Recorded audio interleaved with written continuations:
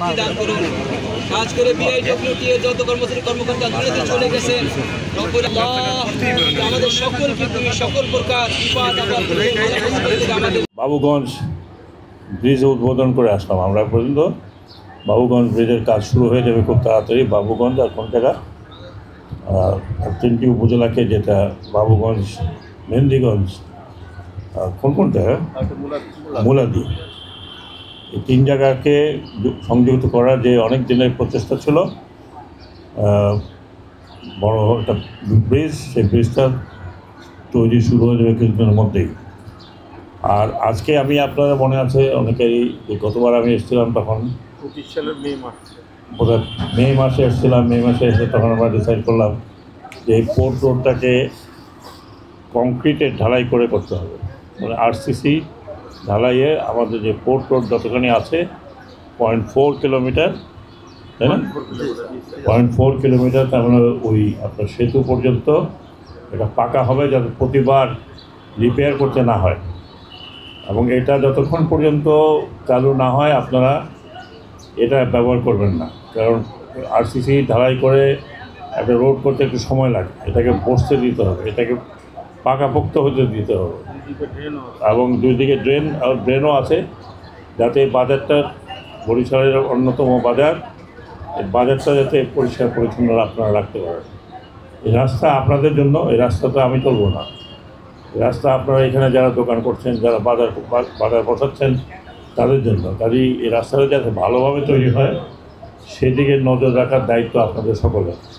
আমি যিনি কন্ট্রাক্ট পেয়েছেন তাকে বলেছি যে কোনো রকমের জন্য এখানে কোনো ঘাটতি না থাকে, আর এখানে কোনো ধরনের চাঁদাবাজি না হয়, কোনো ধরনের বেঘাত না ঘটে। এটা আপনারা এখানে যারা সমিতির লোকজন আছেন, বাজার সমিতির যারা আছেন, তারা এটা দেখে রাখবেন, কারণ বারবার কেউ আপনাকে এটা করে দিতে আসবে না। এটা আপনারা জানেন কত বছর থেকে এটা পড়েছিল, তো এটা সব সময় কেউ আসবে না আপনাকে এখানে করে দিয়ে যেতে। একবার হবে, সেটাকে যাতে ভালোভাবে হয়। আমি পাথর দেখলাম, বালি দেখলাম এবং করে দেখলাম, তো আপনারা দেখে রাখবেন, এটুকু আমার আশা। বরিশালে মোটামুটি অনেক কিছু হয়েছে বরিশাল অঞ্চল, বরিশালের জন্য। আপনারা জানেন কিছুদিনের মধ্যে হয়তো স্টেডিয়ামটাও ঠিক হয়ে যাবে, সেখানে খেলাধুলা শুরু হবে। আমি চেষ্টা করছিলাম বিপিএলের, হয়তো বিপিএল হবে না, কারণ এখানে থাকার জায়গা নেই, বিদেশি প্লেয়ারদের এখানে থাকার জায়গা নেই, এখানে কোনো হোটেল গড়ে ওঠেনি। বরিশাল যেমন আছে তেমনই ছিল, তা দেখে আসছি, তাই এর খুব একটা যে কেউ উন্নতি হয়েছে বলে তো মনে হয় না, এমনকি নতুন কোনো রাস্তাঘাট হচ্ছে বলে তা আমার মনে হয় না। যা ছিল তা আরও নষ্ট হয়ে যাচ্ছে। তো আমি আশা করব যে যতটুকু আছে ততটুকু যেন আমরা পরিষ্কার পরিচ্ছন্ন রাখি। বরিশাল একসময় বলা হতো যে প্রাচ্যের ভেনিস, এখন সে অবস্থায় নাই। এখন বৃষ্টি একটু হলে এক ঘাটও পানি ওঠে, বরিশালে কখনো পানি উঠতো না। ইতিমধ্যেই আপনারা জানেন বরিশালের একটা ঐতিহ্যবাহী পরিচয় ছিল রকেট স্টিমার, প্যাডেল স্টিমার। আপনারা হয়তো অনেকেই জানেন, অনেকে দেখেছেন যে দুবার আসছে বরিশালে। যদিও এখন আমরা এটা যাত্রীবাহী না, এটা পর্যটনের জন্য রেখেছি। এটা সাধারণ যাত্রীবাহী প্যাডেল স্টিমার না, এটাতে বেশ সময় লাগে। যারা নদী ভ্রমণ করতে চান, যারা নদীতে অনেকক্ষণ সময় কাটাতে চান, যারা নদী দেখেন নাই, আমাদের পরের জেনারেশন, আমাদের তার জেনারেশন, আমাদের তো যারা ছেলেপেলে নাতিরা এরা কখনো স্টিমারও দেখে নাই, তারা নদীটাও পুরোপুরি দেখে না। সেই কারণে এটা করা।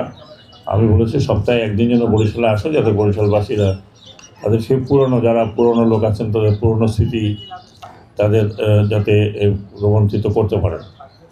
তো আমি চেষ্টা করেছি বরিশাল অঞ্চল এবং বরিশালবাসীর জন্য ছোটোখাটো কাজ করে দিতে। বাকিটা আগামীতে নির্বাচন হবে, নিশ্চয়ই আপনারা ওইরকম লোককেই ভোট দেবেন যারা এগুলোকে আরও উন্নয়ন করতে পারে। কিন্তু গত বহু বছরে কোনো উন্নতি আমি দেখি নাই। আমি তো এখানেই বড় হয়েছি, এখানে লেখাপড়া করেছি, যা দেখেছি তাই, যা ছিল তার থেকে আরও নষ্ট হয়ে গেছে বেশি। তো সেই কারণে আমি আশা করি যে এটা একটা বড় শহর, আমাদের দেশের অত্যন্ত গুরুত্বপূর্ণ শহর। অনেক সময় এটা একদম সেন্টার ছিল, অনেকগুলো জেলা হয়ে যাওয়াতে, বরিশাল থেকে বের হয়ে যাওয়াতে হয়তো এটার গুরুত্ব কিছুটা হারিয়েছে। বাট এখনও নৌবন্দর হিসাবে এটা নাম্বার 1। তো এখন নৌবন্দরও অনেক আধুনিক নৌবন্দর তৈরি হচ্ছে।